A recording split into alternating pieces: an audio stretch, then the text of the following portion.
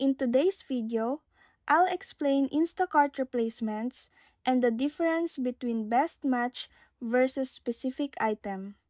When an item in your order is unavailable, you have three options. 1. Best match.